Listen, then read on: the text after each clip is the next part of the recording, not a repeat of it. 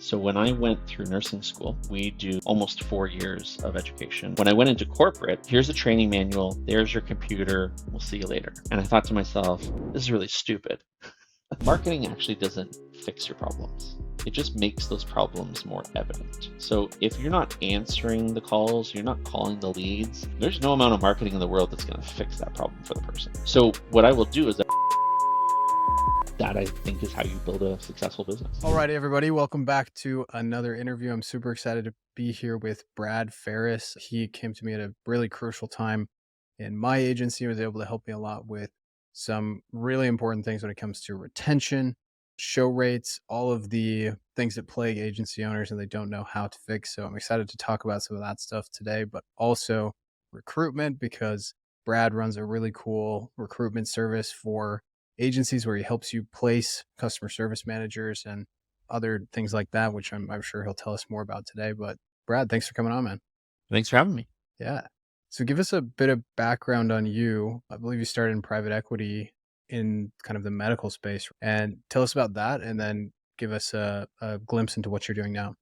Yep. So original plan was I thought I'd be a CEO in a hospital, run everything. So I did my graduate degree in marketing. I have an undergrad just in basic science. When I actually did my nursing, because I figured business and healthcare pairing together would get me on the board. And then I don't know, I just fell in love with the patients. It was great. I'm a 6'4" big guy, and I got into pediatrics and working with kids. Ran a fertility practice for about 5 years. And as I was doing that, you always had doctors tapping you on the shoulder with a private practice saying, hey, what should I do to get more patients? Or what should I do with staffing? Or what should I do with marketing? From time to time, you do a couple of gigs and stuff. And then as I was running a large neurology group at the local children's hospital, private equity tapped me on the shoulder. I wasn't really thinking about it until they show you how much money they pay. And I was like, oh, that's a really good idea. So about 3 years of that, I was near my exit, and that was January of 19. First time I ever saw GHL. And my business partner, Brett, was doing like a little couple research studies for a place up in Boca in Florida. And that was the first time I saw it. And I was using like 7 different softwares to try to do everything that Sean and Robin had put together with Vikram. And I was like, this thing's insane.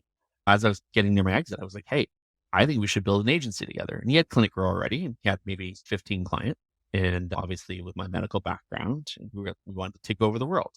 And this was October of 19. So little did we know COVID was like literally right around the corner, and it would hit, and we were like, let's do everything virtual.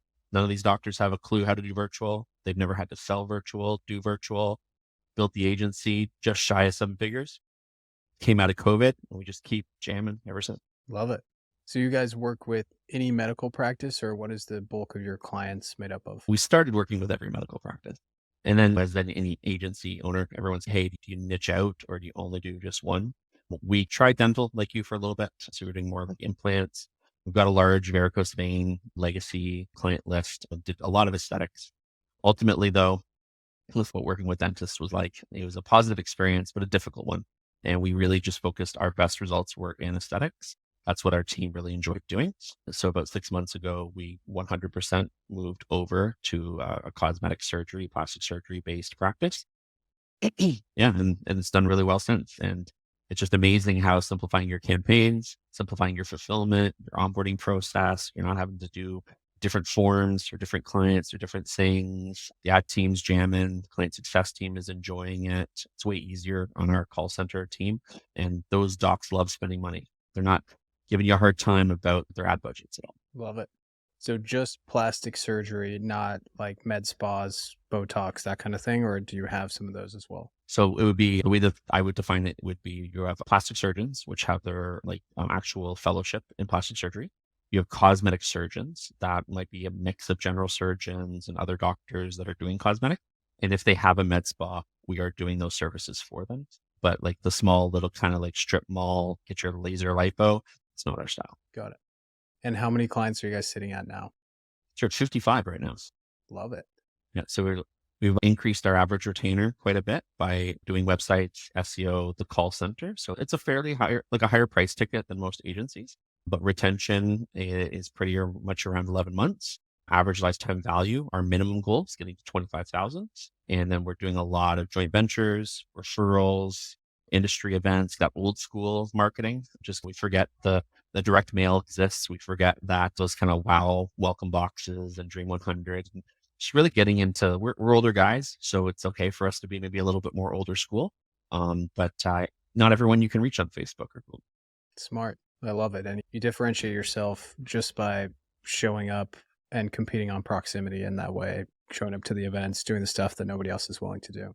Before we get into today's episode, I'm super excited to share with you a little bit about one of our sponsors on the podcast today, Riverside. If you are a content creator or a podcaster and you're tired of your recordings with guests who sound like they're speaking with you through a tin can, then Riverside is for you. We've all been there. You're ready to do the interview. You've got your questions ready. Your guest is all set to go, and then your internet connection is unstable, message ruins the entire recording. With Riverside, you can get rid of those internet issues and choppy audio and have clean sounding recordings effortlessly. You see, the interesting thing about Riverside is that they record each part of the episode locally on that person's device, and then they upload it to the cloud, so you make sure not to miss anything, even if it's the other person's fault. And by the way, this episode was actually recorded on Riverside, so you can see the quality firsthand. But that's not all. Riverside's amazingly user-friendly interface is super easy to use, which allows you to spend less time troubleshooting technical difficulties and editing your podcast, and instead spend more time speaking with amazing guests and getting recognized for your valuable content. It can be used for podcasts, video interviews, video marketing, panel discussions, talking head presentations, and live broadcasting. And not only does it just record all of those things, it has a ton of other built-in features that make it a no-brainer for podcasting and video. Things like AI transcriptions, editing a video by removing text, AI clips, captions, and an awesome short-form video editor built right in. And they even recently came out with a feature that auto edits the long silences out of your podcast to the perfect length. It really is your all-in-one online video and podcast studio. And if you need more convincing, Gary Vee, Guy Raz, and Ali Abdal all use Riverside for their content and podcasts. But the very best part is that I've teamed up with them to get you guys 50% off any plan. And to get that discount, all you have to do is click the link below and enter the code IT'sKeaton at checkout. Thanks so much, Riverside, for sponsoring this episode. And with that said, let's get started.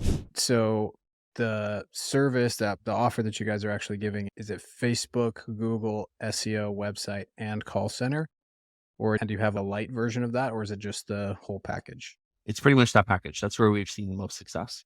Most of our clients are probably working already with 2 to 3 agencies, but those agencies are just single service focused. What they didn't really have was a center solution. All the leads are coming through. Who's answering? Who's calling? So call center to us, as we were working through the dental niche, made a ton of sense. They weren't calling their leads. They didn't want to call their leads. They had answering services after hours. So you just, as you were listening to calls, patients were trying to book appointments, and then you just got the sense that they were going back to Google and just calling the next practice. For this, because obviously the value of a patient is far higher than what it was in dental, it made sense to have that as almost our flagship offer. And I helped with Eliza feedback, and I think a lot of people are aware of the Eliza platform that High Level has available. It's amazing if you don't know what it is, because they call everything Eliza. It's a different platform than the AI thing. But then it comes down to, like, our bread and butter was still Meta, so Facebook and Instagram. And when you're trying to convert cold traffic, it absolutely helps having a call team available, because you've got to make sure you deploy resources and be available for when they call in. Google is fairly easy to white label, and we have that internal now. Justin Rondo and Avi at Invisible are great friends and colleagues of ours, and they do an amazing job. And this last thing, SEO and website. At some point in time, those clients, if they're sticking around for about a year, maybe 2, they're going to need a revision to their website. Or as Google's changed there with LSAs now, regular search, map has become way more important, and they're not generating any reviews. They're not responding to them. They're not updating profile pictures or anything like that on GMB. I still call it GMB because I'm old. But when you can do all of those things and track through GHL, it's really easy to show the client, where are they performing? What is the marketing mix that's performing best? What's the cost per acquisition that they need to generate? The conversations we had with clients in January, which was amazing, was, hey, here's all your costs. How many of these patients do you want? There's your marketing budget for the year. Rather than having to come in and pitch like wild guarantees. I know that's all the rage still, I think, out there. It's really coming down and saying, hey, foundational, I think you were talking about, mentioning some of my controversial posts recently, right? It's like, guarantee worthless unless you have results, right? We have results. Yeah. We've been around. We've good reputation. We've got the 50 plus reviews now at 5 stars. People have seen us at industry events a couple of times. It takes time and it's hard work. I'm not going to ever say that it's not. It's a lot of flights and has going around working the industry events, but that, I think, is how you build a successful business. Love it. No, it definitely on this channel we are opposed to guarantees, so hopefully don't get too much hate in the comments. But I read something the other day. The minute I switched from an irresistible offer to a clear offer, everything changed. And I think there's so much truth in that. And that's what you just articulated. When you can go to someone and say, cost per acquisition for Facebook is $200 a patient, and cost per acquisition on Google is 300, cost per acquisition on SEO is 150. How much do you want? That's so clear and makes such a big difference because you've cut through all the noise, all the marketing BS from everybody else.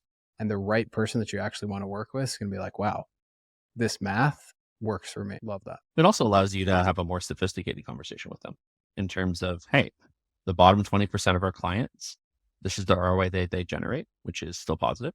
The top clients are generating the following. Are you going to put in the effort? Are you going to come to the calls? Are you going to make sure that you let us do a photo shoot or send the influencer in or any of the stuff that we're doing from a marketing standpoint? Great. So you want to be in. The nice thing about the plastic surgery niche is those guys are so competitive. They don't want to be second. They want to be first. Just the overall engagement you get from those clients is different than what we had seen in other niches. Okay, so you put this up on Facebook recently. Stop quoting your gurus, just become one.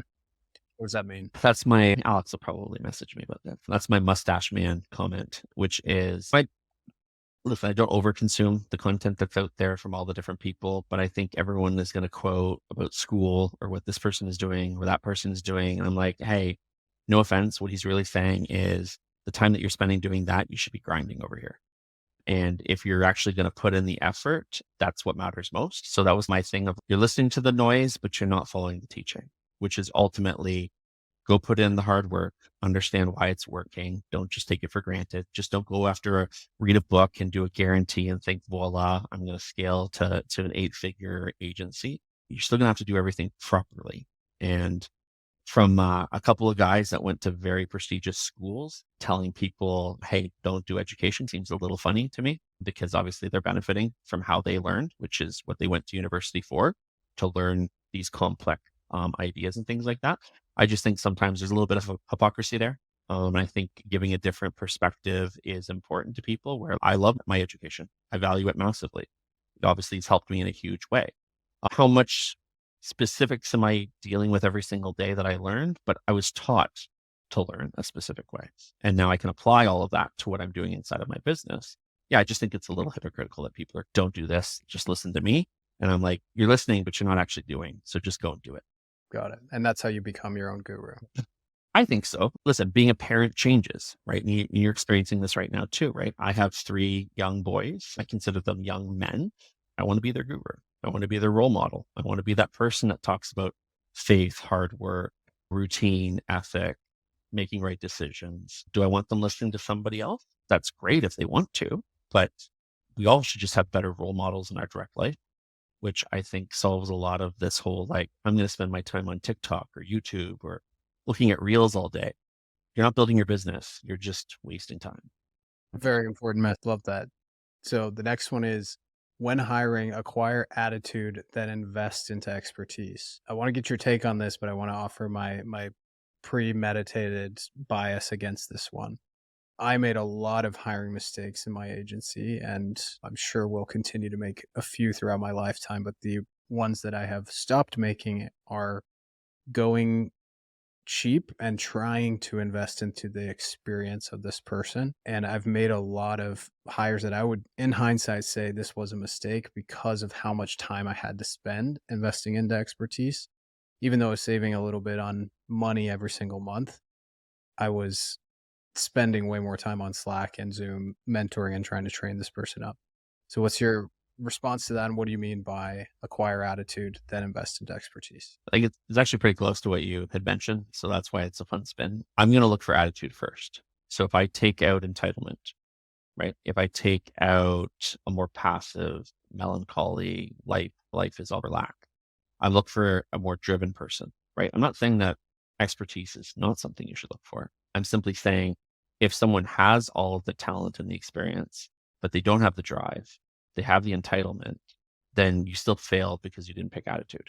And if you do pick attitude, There's pros and cons to having different levels of experience, but that is going to be what I go for first. When I'm hiring a client success manager, account manager on behalf of an agency, I'm actually looking for emotional intelligence as the number one thing that I'm seeking. If they have experience, fantastic. But we're going to teach them our structures anyways. If you have really high EI, you're going to have drive. You're going to have a great outlook on life. You're going to be emotionally open to how other people are reacting, which is ultimately in that role super duper important. And if they have the expertise, that's great. Then we'll add to it and complement it. If they don't have it and they have the right attitude, they're going to race ahead of almost everybody else. When you're hiring, how do you find that emotional intelligence? Because I feel like one of the challenges that most people run into is I'm talking to this person over Zoom, but there's only so much I can pick up, especially with limited tools or experiences at my exposed disposal, questions that I may be able to ask. But what's the framework look like? And then are there any little hacks you use along the way to really help you out? Yeah. So one of the most simple ways to test for it is to ask situational questions where you're dealing with somebody that is almost emotionless. So the example that I've often used in our interviews, and you'll appreciate this coming from the dental space, is it's the secretary with the glass door that's only open this much at the office, right? It's just enough to put your insurance card back and forth through, right? Say you're encountering that person on an onboarding call and they're making eye contact. They're not coming on Zoom, right? They're only giving you the yips and the ums, right? Just like the absolute shortest conversation pieces possible. How are you going to approach that situation? Because the doctor is paying the marketing bill. Doctor needs you to help drive a result, but you have this barrier in front of you. Some people will answer that thousands of different ways. A very emotionally intelligent person is going to recognize that you need them to engage. So I'm going to do whatever I can to love her up, to give her a gift, to get her on there so I can see how her new hair looks, right? Or can she take me on a tour of or they're gonna find something that gets you farther, right? It's like that Navy SEAL under the wire, barbed wire in the sand kind of idea. They're just gonna keep grinding on it. Someone that doesn't have that is probably gonna really struggle making a human connection. They're gonna go, maybe we should just fire this person. Well, one, that's not an option. Unfortunately, there's always one of those people in every practice, or they're just gonna they've never been asked that question before in an interview, and that's more my style when we're interviewing.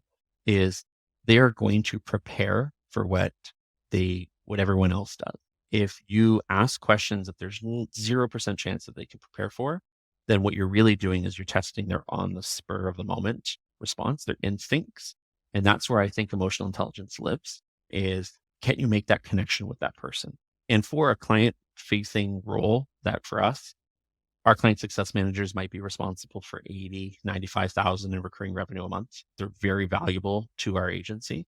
You cannot have an emotionless person. You remember dentists, like how many times do they want to come on camera? They don't, right? Whatever strategies you can do to get them on for 10 minutes, 12 minutes, now they're paying attention. You make eye contact, you can get the deliverable out of them. I want to see someone that has that resourcefulness. Otherwise, we're going to see a candidate that's just average. And average is probably fine for other agencies, just not for our client. Got it. So that's the CSM question. Get them to describe how they would deal with this emotionless Karen, or let's not call them a Karen, but you get the point. I use Tara. Tara is usually the common name. Hey guys, just jumping in here to give you a quick word on our sponsor, High Level, before we get back to the interview. If you don't know already, High Level is the top sales and marketing solution for any business, but particularly agency owners or anybody that needs a software product to resell to their existing customer base. It has everything you need to capture, nurture, and close leads for marketing clients. And the best part is High Level believes in not taxing the agencies on its platform, so you can get unlimited clients for one low flat monthly fee. The best features include a CRM, funnel, website and email builders, course hosting platform, robust marketing automation builder, a consolidated chat stream with WhatsApp, email, SMS, Instagram DMs, and Facebook DMs, reputation management, social media posting, tracking and analytics, and so much more. And as if that wasn't enough, High Level is fully white labeled, meaning that you can take the platform and put your own brand on the desktop and mobile app and resell it to your industry for whatever price you want. Essentially, what High Level has done is brought the bar for starting a software company way lower so normal people like you and I can help our clients with an amazingly robust software without paying hundreds of thousands of dollars in development costs. I am not kidding when I say hands down, High Level is my favorite software of all time. It has been integral to my success with my agency. It helped me increase my clients' results and retention, and I use it every single day for my own business. And if you sign up for High Level today, not only will you get a 30-day free trial, which is not available on their website, but you'll get all of the bonuses listed at itskeaton.com/mastermind, which gets you support, templates, and courses to kickstart your high level journey and get those first few clients or scale to your next few clients. If you're already a high level customer, you can also get all of those bonuses by upgrading to the next highest plan underneath my link. Instructions for that are also at itskeaton.com/mastermind. What if this person is more on the back end? So they're running ads, they're only interfacing with you and your business partner and a couple other people on the team. Are you still asking those kind of situational questions, and are you still looking for high EI, or how does the hiring process change in that case? Yep. So for technical roles, we're asking a lot more technical questions, right? If I was hiring someone interested in working in our advertising team, I'm going to ask questions like, to you, how do you determine between cold and warm traffic? If someone, again, controversial, I'll just put up the word bad leads on the screen. Be like, how does that make you feel?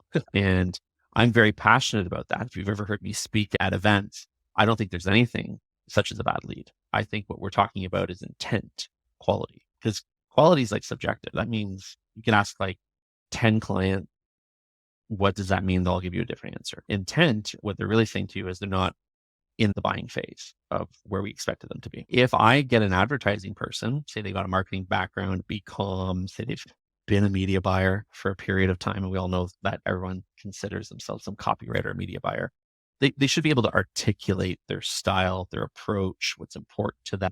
A lot of us aren't talking about the 4 Ps anymore, but I'll ask that question for them. I'll say, hey, here's 2. What are the other 2? They don't know that. It's not a deal breaker.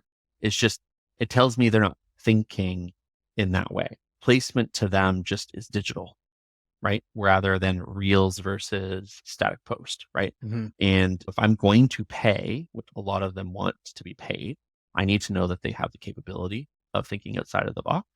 Otherwise, all they're doing is just using the ad library to copy what everyone else is doing. And our approach is very much to innovate rather than to just do what everyone else is doing. Got it. So those 4 Ps, let's see if I remember from my high school marketing class: price, product. I can't remember the last 2. Promotion and placement. Promotion and placement. Okay, yeah.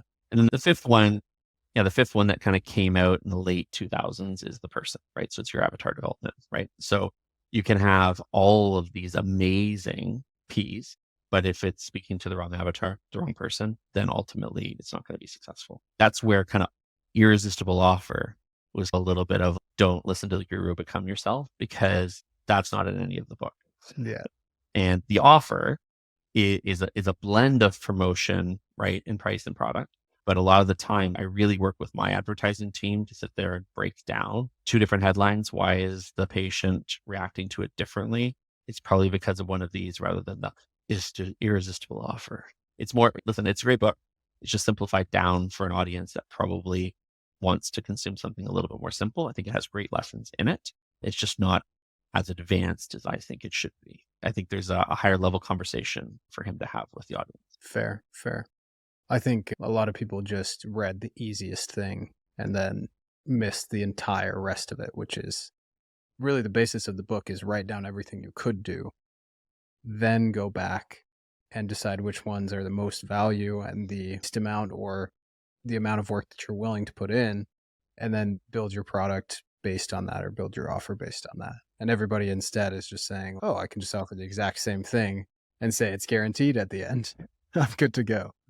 And listen, guarantees, it's almost like our parents' generation. It's been an entire generation since really people brought it back. One of the things that I've really enjoyed is my dad bought a stove like 5 years ago, and he's like cutting some coupon and mailing it in. I'm like, Dad, what are you doing? He's, oh, it's a rebate. I was like, oh, when's the last time any of us have used a rebate, right? It's a great promotion to be using. Guess what we do? We use a ton of those, right? Guarantee just came back. That's why I laughed about Tommy Boy, right? Because I think the line is guarantee's only as good as the paper it's written on, which is true, right? And if you don't know that movie, it's because you're at a different generation. You haven't watched it since, but it is a great epic line. Every time people talk about guarantees, that scene floats in my head. And I think about whoever that actor is going to Chris Farley and being like, yeah, that still makes sense. Yeah. Okay, so you're sourcing these CSMs. You guys place anybody else besides CSMs? We don't. No, there's so many great agencies that do hiring placements.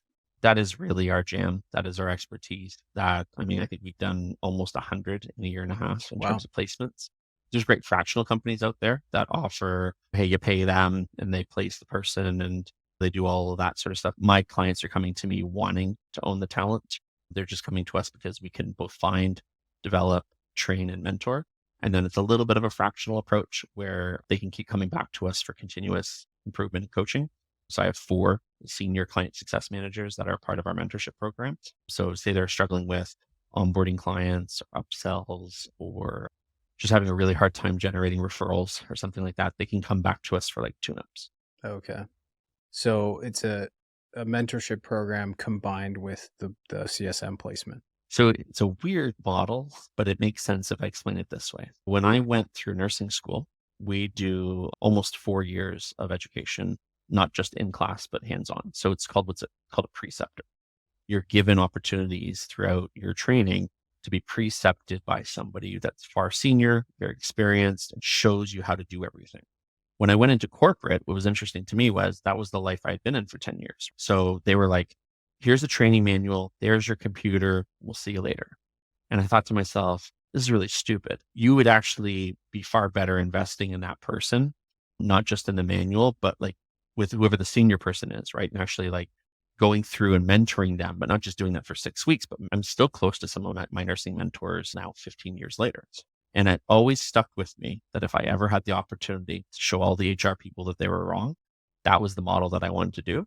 So AGT, our hiring agency, does exactly that. We basically train those account managers for 4 weeks.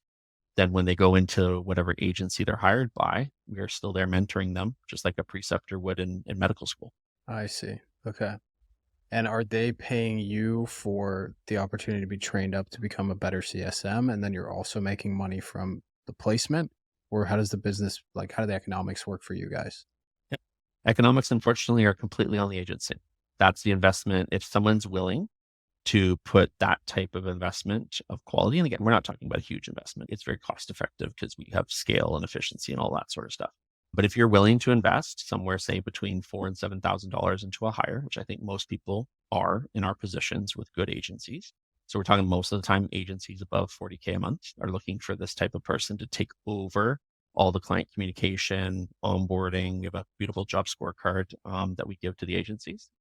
That's a very reasonable investment. Imagine investing $7,000 into an individual that's going to be responsible for close to 800,000 in revenue that your agency is going to generate in a year. I'll take that any day. 100%. Not only that, but what's our cost to acquire in sales? It's usually pretty high. If this person's helping to generate referrals and reviews and things, they're invaluable to your agency. Yeah, definitely. And where are the CSMs coming from? Are they all stateside? Or are you going overseas? I would love to do it all stateside. Unfortunately, it's really hard to get these Gen Zs to show up for an interview. And they all think they're owed $95,000 as soon as they graduate from school. So we do US based placements. We actually do quite a bit in Canada because our dollar is about $1.35, which is great on the conversion side. I would say 70% we do out of Latin America and elsewhere in the world. Again, strong English skills. My approach has always been I don't care where they are. I just want the best goddamn person I can find. You have to maybe be a little bit conscious of time zones so people aren't falling asleep and yawning on client calls. But yeah, I would say we do a lot of North America, Latin America. I have 17 South Africans on my team. So we don't have only South Africa, but very good work ethic, Commonwealth country. So they speak really good English and really, really well educated. Yeah, that's great. So you are taking people that have never been in digital marketing and training them up within 4 weeks to be able to handle a client load of 20 clients or so for these new agencies, or these are not new agencies, but agencies doing 40K a month and above, or are these people coming with some sort of background? So it depends on so we have what we call client success associate.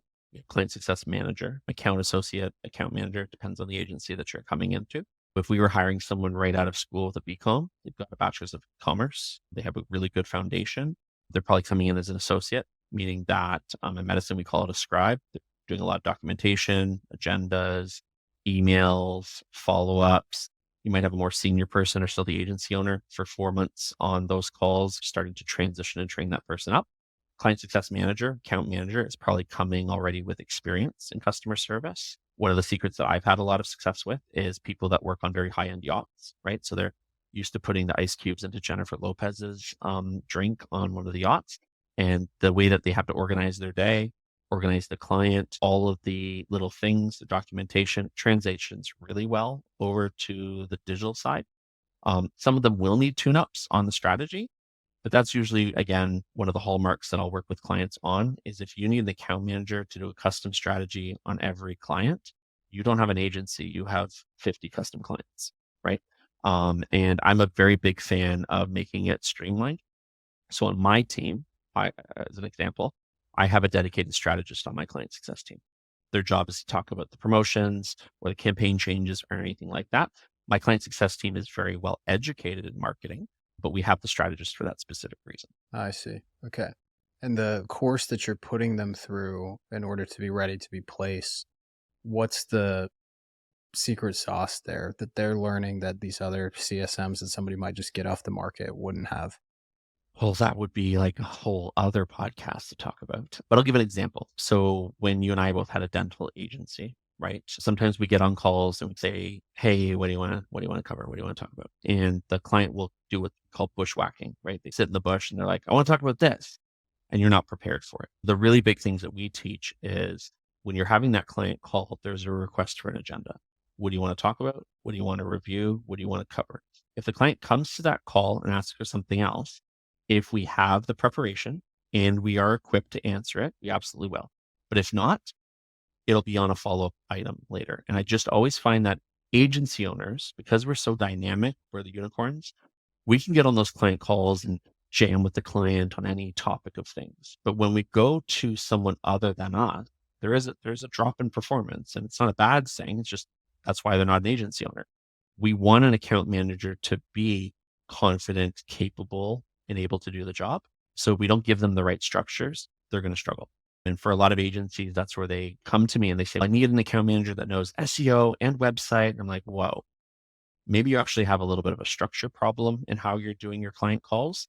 Let's fix that first. And if we do need to school them up a little bit on some of that stuff, great. Or maybe it's just your structure is going to fix all the problems that you have. Because then you can go to your ad team and say, client wants to know about this. Hey, SEO team, client wants to know about this. Now that account manager is delivering information rather than being responsible for generating the information. Yeah, So that would be like a good example of one core module that we teach on. got it. Very cool. And the structure that you recommend to most agencies, and I assume that you guys follow as well, is you've got the back end team specializing in each vertical of marketing. So you've got the paid ads team, you've got the SEO team, you've got the Google team, and then you have the front facing clients, which are these CSMs that are the bridge between the tech people and the client, correct? Yep. So assume that you're using mostly white label, right? The reason that we have the agenda structure in place is we first white labeled everything, like most agencies do, right? Hmm. If you're on a call with a client and they have a question that can only be answered by the white label team, good luck getting that answer right in that moment, right? So then it would be like, clients, it's been 2 days and I haven't heard back. And no offense to the white label agencies, they're busy too. It might take them 2 days to get an answer back to you. Whereas if we say to the client today on Thursday, hey, Monday's call, right? What are the additional things that you want to cover? If they're like, can we go through my domain ranking and blah, blah, blah, blah, blah, blah, blah. We have time to go to the white label agency and say, can I get context, update, insight into this? Then it looks like we're freaking ballers when we get to the call because we have everything that's there. The big thing that I learned in nursing was patients have no idea what to expect if they have no idea what to expect. So the more that you prepare them for things, the better they behave. Clients are no different. If we don't know what they're expecting, you and I can get into that gunfight with them because we're actually better equipped. But someone who's 70% of our equal, they're going to get crucified essentially. They're not going to come out of that call successful. So true. Okay, so moving on, now that we understand this structure, which I think is super helpful for a lot of beginners that may be listening to this, like that is the best way to do it. Hiring somebody that's both going to be on tech and going to be on client interaction is a recipe for a lot of inefficiency. And while they may understand what they're doing a little bit better, it's not a recipe for a super scalable model. However, when it comes to retention, what I'm really interested in learning from you is, first of all, what results do we have to generate? And how much is it actually the results that keep people on board? And are there other factors in there? And how can somebody set someone up from the very beginning to stay on for 2, 3, 4, or 5 years?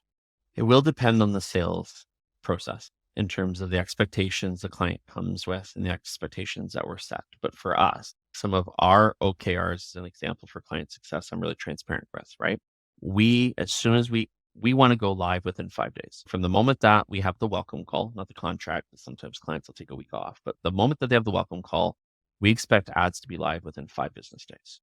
Because as the billing starts, okay, depending on where you're doing the billing, the client has an outcome and a value in mind, right? And my job for my client success team is to determine what is that outcome and what is that value.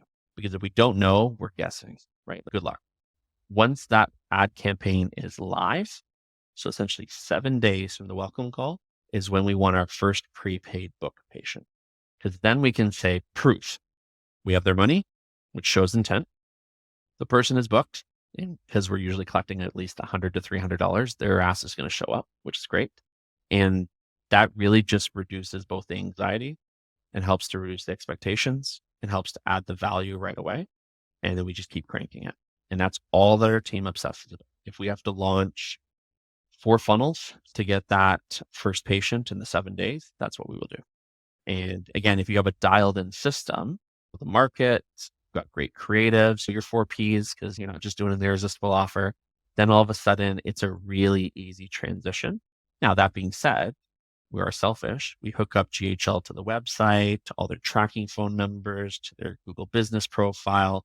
So when we're using that appointment booking concierge, as we call it, any call that comes in, we are booking for them. We are taking credit and we're being like, boom, this person gave us money. Because most of these clients have been convinced by some other marketing agency that to do a free consult or a free offer. That's not what they want, right? They want that high intent, high desire paying patient. And if we can do that, we know from our statistics that we're going to get them to that $25,000 lifetime value really quickly, ideally in the first 4 months. And that's when we start looking for the referrals, right? We look for the relationships with whatever medical devices they have inside of the practice and stuff like that. That's how we've been fortunate enough to get the joint ventures that we have. So the I want to come back to that joint venture with the medical devices, et cetera. But I love, love, love this thing about the prepaid appointments, especially in industries where the culture is free. So how do you spin that up? That let's take my former niche for an example. Orthodontist, it's always free. They call the next orthodontist down the street. It's going to be a free consult. How do you spin up a prepaid patient who, by the way, for anyone listening, the best way to gauge desire to transact is to just ask somebody to transact. And then if they transact, that they have money to spend on the bigger thing. But yeah, how do you spin that up in a niche where it's not considered kosher from the beginning to have something that's paid? So don't listen to your guru, become one. So I'll ask you a question. Orthodontic practice, best avatar. Your orthodontist would have paid for it every single day. It's probably SUV driving Mercedes mom of 2 teenagers, both of which need braces. Exactly. Okay. Perfect. So we got that avatar, right? Is she working full time or maybe 3/4 time? She's probably not working. So who's she paying the money with? Not hers, dad's, right? Yeah. Is she a med spa type of person, right? Is she going to get her massage and her hair? Like her hair transactions are probably not $100 at first choice cuts, right? She's probably going to a salon and spending at least $400 to $600. When she goes to that salon, Keaton, is she needing to put a credit card down the first time? Yeah. If she books a flight or a hotel, she need to put her credit card down first. Yep. So now if we're asking for that, is it outside of the norm for that person? It's just a normal part of their everyday business, right? If I'm talking to what I call a Walmart Wanda, and I'm saying, hey, it's a $50 refundable deposit on your credit card to see the doctor for this 2-for-1 orthodontic special that we have for your teenagers with all the reviews and everything else we have, that Walmart Wanda couldn't care. She's, I'm not doing that. I'm going to go to the free person. But that orthodontist that we have all of those moms coming through, right? Because he's the best, or she's the best, I should say, should be. That is, again, when you're marketing at that level for that type of client, Mm. then it just comes down to the rest of the P's, right? And making sure that the team is convinced and convincing and all that other stuff. So maybe that mom as an example, and we used to do this all the time. She probably saw when you grocery shopping, you see a little ad in the cart at the end and stuff like that. I used to do tons of those for orthodontists because, again, where were those moms shopping? The high-end grocery stores, Whole Foods, and other things like that. Is it the dads doing it? No way, man. Like they're sitting in the car listening to ESPN or something like that, right? But they see the orthodontist. Here's the promotion. Here's all my reviews. I'm the best.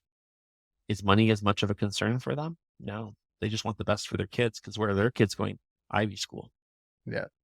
So that's the type of time I spend with my strategist at our agency, sitting down and thinking, whether we're talking about boobs or bums or tummy tucks or any of that other sort of stuff, what is really inspiring that person? And now the deposit actually doesn't become that much of a barrier. It just becomes part of the actual experience that person was expecting already. Yeah. I love that. It's an avatar problem, not really a industry problem. Bad leads, like I said, we're talking about intent. So I want to back this up again because I know there's someone listening to this that said, "Okay, I tried this, the $50 refundable deposit, and all the leads. Like I called them all. I had situations like this. Like we would generate them, we'd try to get them to give the credit card, and the Walmart Wandos would hang up, but it seemed 9 out of 10 were Walmart Wandas. How do we make the intent of the lead from the beginning a little bit higher? Does that just have to do with copy, positioning, talking about the quality versus the price or any other factor? What advice can you give there? Yeah, a lot. It's the entire experience, right? If I know the avatar I want, I also need to know the avatar I don't want, right? So again, let's pick any random promotions, right? Let's say it's a free Apple Watch with an Invisalign or something like that. Our most successful when we were in dental, which again, feel free to copy this because you don't do it anymore, was we would take a picture of the orthodontist or the dentist smiling, maybe even in scrubs, with a perfect patient avatar beside them, that mom and the teen being like, hey, look at us. We had this great experience. Okay. Now, again, what's in the background? It's a nice office. Is it Walmart? No. Is everyone there looking like they're a little higher end than Wanda is? Yeah. So is Wanda, and it's probably a little bit more expensive than I can afford? Yes. Is she applying for that ad? She is not. The mom, though, that wants the best for her kids, that is also, oh, little Johnny needs a new Apple Watch and stuff like that. And I was going to go see an orthodontist anyways. That's the person that's getting pulled in. And a lot of the time, what we're trying to do too is we do this in plastic surgery too. Our promotion and our messaging is going to totally depend on the avatar that we generate. I wouldn't sit there and say, example, if you're doing a $10,000 breast augmentation, right, versus $2,500 off versus pick your payment, you're going to get 3 totally different populations responding to that. And that's why I'm saying like the irresistible offer, that's why I probably like it worked to generate volume, right? But then the clients would still struggle. Why? Because they've got this mix that's not really their typical clientele. And that's why you need a more sophisticated marketing message than just crazy guarantees and things like that. Again, we can get the clients, but then you also have to get them the results. Yeah. And leading with that price up front, like you said, the $10,000 versus the amount off versus whatever else the third one could be. Again, immediately disqualifies the Walmart Wanda.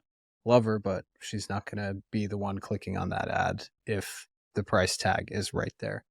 So I'll give a great example for anyone doing aesthetics. If you do price per unit for Botox, the Walmart Wandas are going to flood all over the place. If you do bank your talks, and banking the talks is you get this much for $500, none of them are signing up because they don't have the $500. Yeah. So guess what my number one promotion is? Something at that higher end. And it's just understanding what an offer does to generate the outcomes. And a lot of time you have to, like we did, both you and I, we had to experiment with that to find what works. And you have to have that drive, like we talked about. Stop paying attention to the guru. Go actually go do the work. And even if you're just doing that through the ad library, go get 3 or 4 really great ideas, deploy it. What happens on your specific client? It's going to be different too, sometimes depending on the market.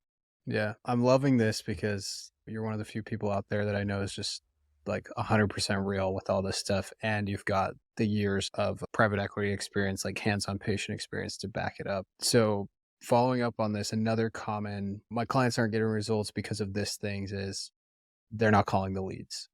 Very common.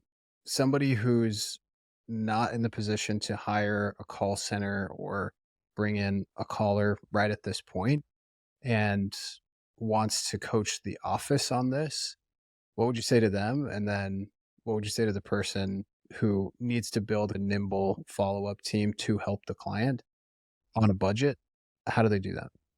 Okay, so we'll deal with part 1 first, right? So I'm assuming you've heard of the Harvard study about how fast. I think Paulson talks about it all the time. I know Robin has too. It's a really interesting conversation that people don't have when they quote that study. So let's assume, and I can't quote it off the top of my head, but it's something like 85% or 90% of the leads go cold after 5 minutes. I always ask the question to my clients, why is that happening? So a lead comes in, you call them at 6 minutes and it goes cold. Why?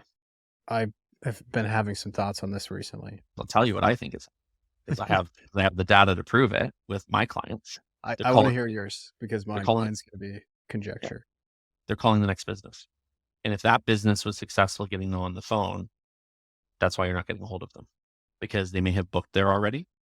They may already be more compelled and spending more time on the website and having a greater experience. So what ends up happening, and I've seen this in the data going back even pre-COVID when Brett and I had started, right, is your no-show rates are higher. Why? Because you were the second appointment that they already went somewhere else and saw someone else, right? So Mhm. that really signifies the behavior. I'm going to Google or I'm on Facebook, I'm a lead, and we tend to think very like individualist in North America, like we're the center of the universe, right? Mhm. So if you think of your business as the center of the universe, this is where it's flawed. Patient calls in or patient generates a lead. Are they just going, okay, I'm waiting for Keaton's team to give me a call back and I'll just sit here by the phone for the next 12 minutes? No, they reached out to you when it was convenient for them. Yeah. Now the chase becomes you got to try to get a hold of them when it's convenient for you. Do you understand how much of a nightmare that is? That's why we love SEO. That's why we love Google because the intent is like the freaking highest that we can get. It's like a walk-in. When you have a dental practice and they don't accept walk-ins, are you crazy? Find a way to get that person in the door. That's my belief system. And that's how we built our team very successfully is if that call comes through, we answer within 20 seconds. That is our benchmark. On average, we're somewhere between 18 and 22 seconds on an inbound call. That's how important it is. Industry average, 90 seconds, which that's average. Okay. So it means, yes, some people are doing better. A lot of people are doing worse. My belief system strongly is you're missing that lead because they've already moved on. And that's why they went cold. Again, feel free to prove me wrong, but that makes sense when you look at the data, you look at the study, you read about what they were looking at. They didn't go farther down the rabbit hole. We can have this conversation. I know you want to know about no-shows and stuff, and I'm very well reversed in the research and no-shows too. But that to me, when I explain that to a client, they understand and get that. Because for my clientele, hyper competitive. So they're like, screw that. We're not having them call anyone else. We're going to use your call center. Yeah. So you use their competitiveness against them. If you're not hiring the call center, or say, yeah, use our call center because Tara at the front desk is probably going to screw this up. Hate to break it to you. Or she's going to laugh and talk about what she did on the weekend with her girlfriend. Listen, you've been in practices too, right? They're all kind of like, oh, and the phone's ringing. It's someone. I remember on our first call that we had, you were like, I like working with doctors because I know all the stuff they pull that they won't tell. I know you turn off your phone for 2 hours in the middle of the day. I know you. They locked the door. Yeah, lock the door. They locked, I still remember I had my fertility practice. It was like day 3.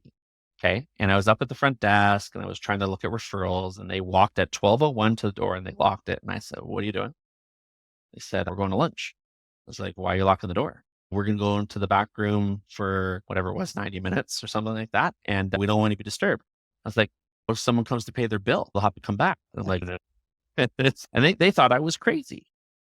But I was like, like patient centered care is if you're going on lunch because you're on lunch. That door's that. Listen, I understand that everyone wants to have their lunch. I'm not like a horrible person, but I want to take their money. If someone comes in here asking a question, I am paying you to take that person as a patron. Let's go. Yeah. You've got that American customer service in you. There, my wife's from Ireland, and she always says, "I hate this and this about America, but the customer service." Great.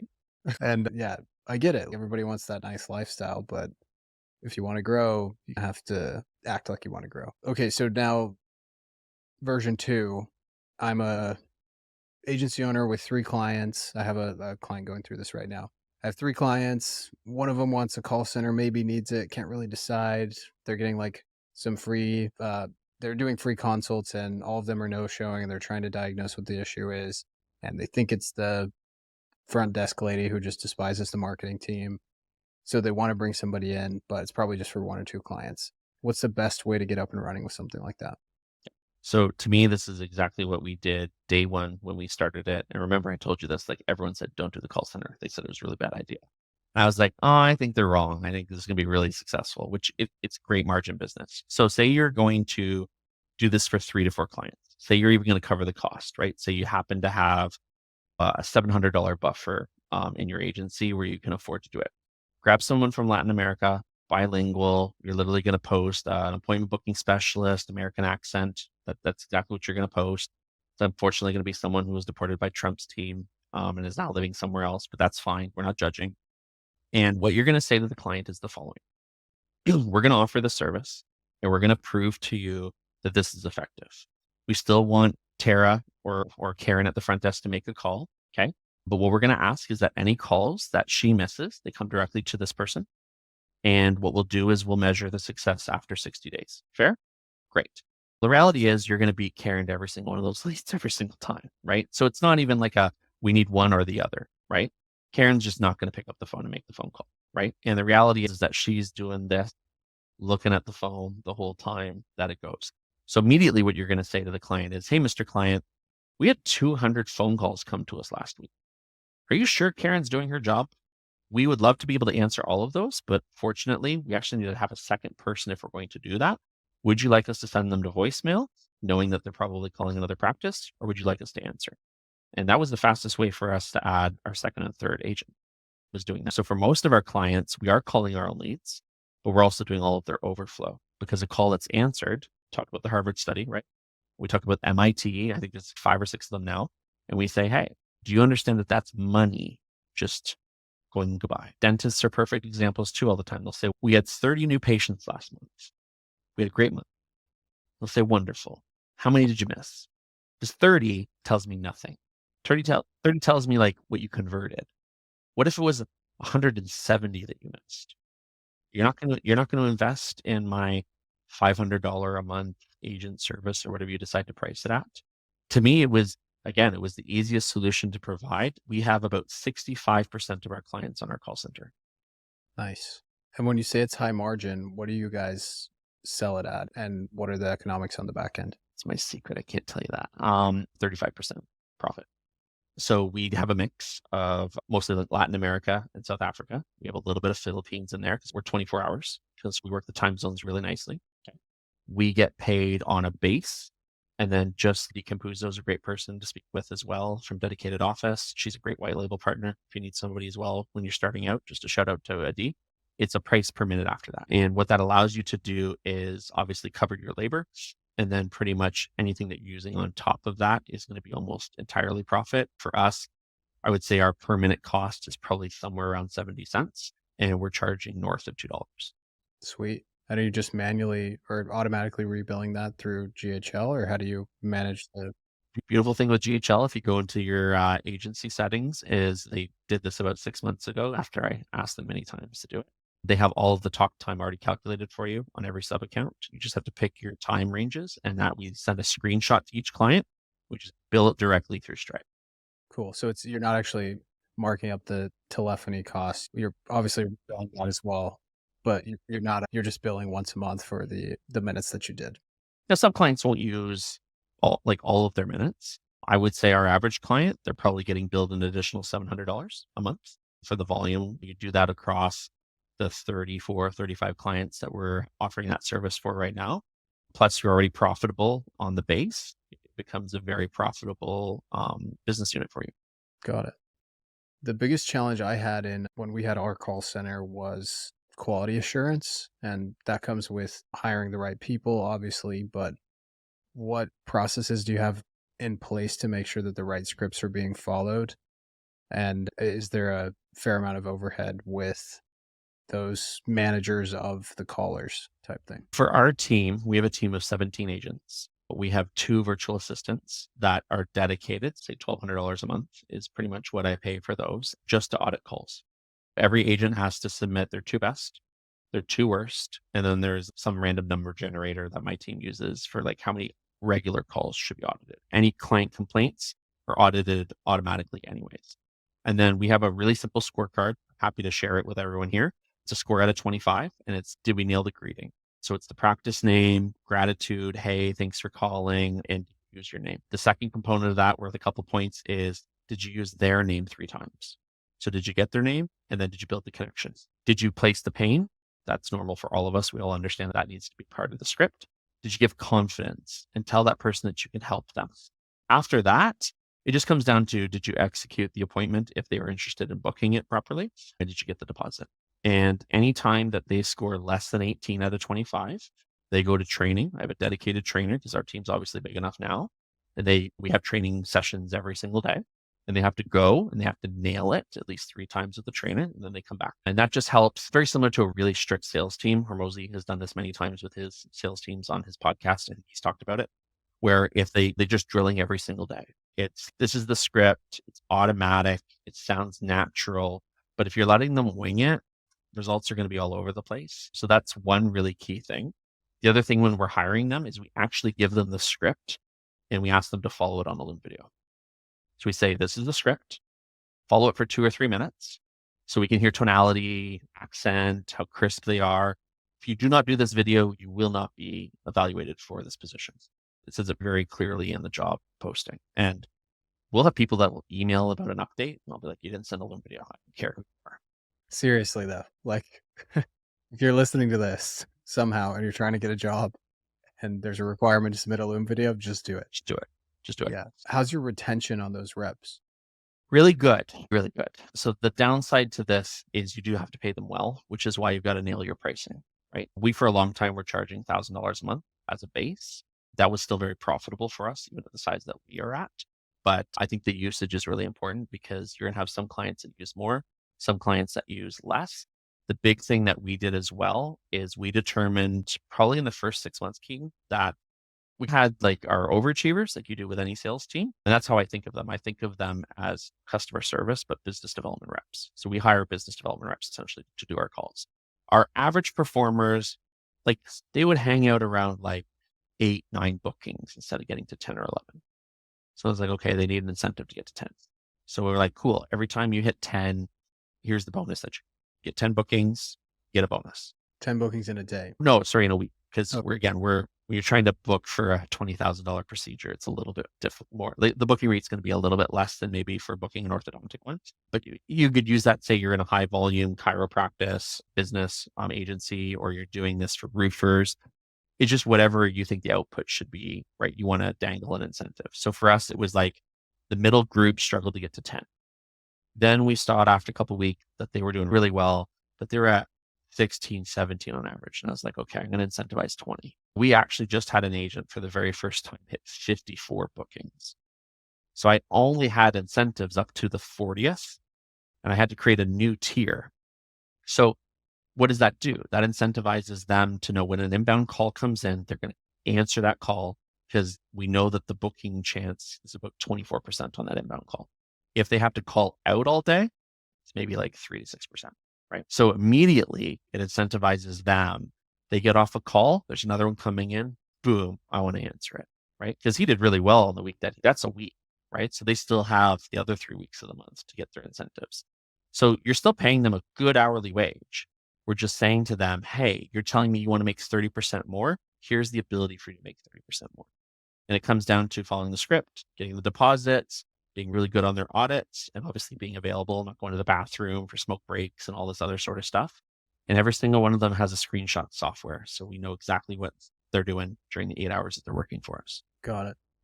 And the deposits that you guys collect, do you end up getting any of that as an agency to help you? We don't. No, we just do a straight pass through. GHL has a great Stripe integration. If we collect $100, it's $100 that goes straight to the client's account. We could, but honestly, we mark up our Twilio 1.4. And I feel really good about where we're not squeezing our clients in any appropriate way. And it's actually a selling feature because that question comes up a lot in terms of take anything off the top. We don't. We collect 100, it goes right in minus Stripe fees. I just figure that I'll get them on a referral or I'll get a testimonial out of them that's going to be worth whatever I try to grab on the other side. Okay. And they're all deposits for these aesthetics practices, not like a down payment before coming in. For a lot of them, for us, that would go directly towards their treatment. So it is I use deposits in your instance because dental is a different industry.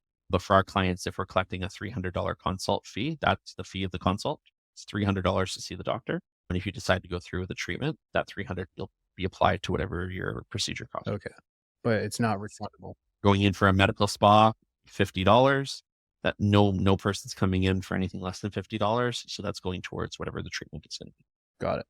But the 300 is refundable or is not for these big $20,000 procedures? It's not refundable. Okay. So we say to them, it's a non-refundable. We don't like calling them fees. Americans aren't really responsive to fees and taxes. But we do say it's a non-refundable deposit. Canadians, on the other hand, love fees and taxes. Is that right? They love it. We're just indifferent to them, right? It's part of our life. Oh man, what a way to put it. Okay, I love this. I love the setup. One more question about the call center. The Eliza platform, if you're not familiar with High Level, to anyone listening, puts all of your sub accounts into one chat flow. Anybody that's a rep is looking at everything. They can see the sequence from all of their accounts without having to switch between accounts. Do you set that up where everybody's just assigned to every single account and it doesn't matter where they came in? They just take the next one? Or is each rep assigned to individual accounts? So we're built a little differently at 17 agents now than we were originally. So we have two teams. One is dedicated to inbound. So their sole job every single day is to be available for inbound. So that's the fast response. If we're in a lull, maybe like around this time of the day, 'cause it tends to be a little quiet for some of the practices on the East Coast, then they'll go into GHL and work any of the leads manually. And then we have an outbound team that is 100% dedicated to being inside of Eliza. And those leads come through and they're texting them right away, or they're calling them right away, or they're trying to get a hold of them right away, or they're programming it to come back in the next day for a second call. That way, if our inbound team gets too overloaded and busy, we can always pull somebody from the outbound team to come in and answer those inbound calls because they're high priority. And that's how we have it organized right now, is that we have about 7 of the 17 sitting on inbound at any given time. The outbound team is there, and it's been a busy January so far for us. So I think most days we've been having about 13, 14 sitting in inbound. And each rep is not assigned to individual accounts. They're just trained to understand. Whatever this one comes from, I just say I'm from that practice. And I have a sheet that maybe has a few things that are different about this practice that I need to mention in the case that they ask where it's located or something else like that. One of the really cool features about Eliza is it has an FAQ section. When that lead comes through assigned to Dr. Jones's practice, we have all the FAQs already built. The address, directions, promotions, how we book into their EHR, all of that stuff is automatically programmed. We also have a Google sheet for every practice backed up in case it ever went down. Obviously, we're still getting the calls, but we have that there. But as I click on Dr. Jones, I then click on Dr. Smith, I just have to read whatever my script is that's there, and all the particulars are there for each. So we do have teams dedicated. We have a couple really big clients where I might have 3 of those agents dedicated to that client exclusively, but most of them are cross-trained. And then we've made it really simple where the clients that are coming through. So we have 3 teams across the 34 clients. Very cool. And you said something interesting earlier as well, the percentage of inbounds converting to a consult versus outbounds. So if somebody's opted in with a Google ad or Facebook ad or web form submission from SEO, you said 3 to 6% of those people are actually going to book. sorry, on inbound, we're going to see about 24% of them book, right? Warmer traffic source, that person's calling you. And the reason that is that 24%, just so everyone's doing the mathing, that sucks. It's because we also are doing all the overflow for the practice majority of the time. So we're getting rebooking. I'm in the parking lot. What door am I opening? Or I'm here to pick up Susie, who's post-op type of thing. When we're doing outbound, right? Yes, it depends on how fast we get to them, right? But yes, generally, because we're doing so much out, we call the leads 6 times over 6 business days. So that 6% is representative not just of any random outbound that we make within 5 minutes, but it's also we're calling the people the 5th time, the 6th time. And as you do that each time, you are seeing the chance of connecting with that person subsequently drop. If you measured only the 6 calls, you'd be closer to 2.5%. I see. So the 6% is cumulative, or that's Cumulative, yeah. I was gonna say that about 100 calls to make six appointments if they're cool. Like you've missed that 6 minute window. I'd have to go back and take a look through the data to see, okay, get to them within the first 8 minutes. What is that booking rate? I would actually bet it's probably close to that 25%. okay. All right. So that the 100 calls wouldn't necessarily be 100 leads. That would be 100 divided by 6 because you're calling each one. Okay. So cool. Thanks for peeling back the curtain on Yeah. that, because I think it's going to help a lot of folks. We still call every 6 weeks, we're calling a lead. If it came through and it hasn't booked, they're on the list. Okay. And that's downtime. I don't have anything to do, so I'm going to call these leads. Very cool. So to close out here, what would you say is the biggest thing you've learned from a results perspective that most agency owners suck at that we haven't already covered? I think we don't ask enough great questions in the sales call. My sales style, I'm one of the cockiest salespeople ever. I start off every call. We generally do a two clues call, right? So we do a qualification right away, which is basically, hey, are you a fit for what we do? And here's like our core values, and here's what's important to us, and is that important to you? And then it's just understanding like why have they not been successful? All this from the dental side too. Oh, hey, Keaton, you're our 7th agency in the last 12 months. So, okay, hang on. Are all 6 of those agencies horrible and Keaton's just the most amazing one? Or I share with my practices a little secret I'll share with everyone here, right? Marketing actually doesn't fix your problems. It just makes those problems more evident. So if you're not answering the calls, you're not calling the leads, there's no amount of marketing in the world that's going to fix that problem for the person. So what I will do is I will talk to that practice owner and I will say, awesome. So we have a fairly easy checklist, right? How many calls did your team miss last month? How many patients did you book from everything else? How many leads did you generate? And what's your revenue goal? Really simple things, right? And from those, most of the time I can determine what the significant problem for the practice is. So either they have Do they usually have an answer for that? most of the time they have no idea how many calls they missed, right? They're like, it's somewhere in Ring Central, right? And I'm like, okay, let's go find out. We're gonna need that information for the next call for the demo. They will know their new patient numbers. I will say that is one thing that most businesses, they know how many new customers or patients or new something like that they have, right? They won't have a clue how many leads. They'll be like lots.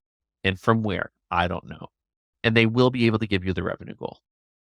So at least you're 50% most of the time in that situation. If they don't have their revenue goal, then they have a wish and a prayer. But yeah, those 4 things, along with maybe a couple of other really good questions, gives you a sense of where they at. And then also the question is, what are they capable of? Because not every prospect you talk to actually is going to be able to effectively utilize your services. And that helps in retention, because then Yeah. you're not bringing in like shitty businesses into your agency and wondering why they're failing. Just those 4 questions, you can tell exactly what kind of person that is. Like what's the mindset of the business owner? Why have they worked with as many agencies as they have in the past, etc. I love that. Brad Ferris, ladies and gentlemen, thanks for coming on, man. Yeah. If people want to come get a CSM placed by you, where can they find you? Yep. It's really simple. It's agencygrowthteam.com. Google it, or you can just message me on LinkedIn, Facebook, our clinic, or our website. Most agency owners have some way of getting a hold of me. It's not difficult. You Google our names and it shows up everywhere. So I'll do you one better. I'll put it below this video. Novel concept, I know. Thanks, man. We'll see you soon.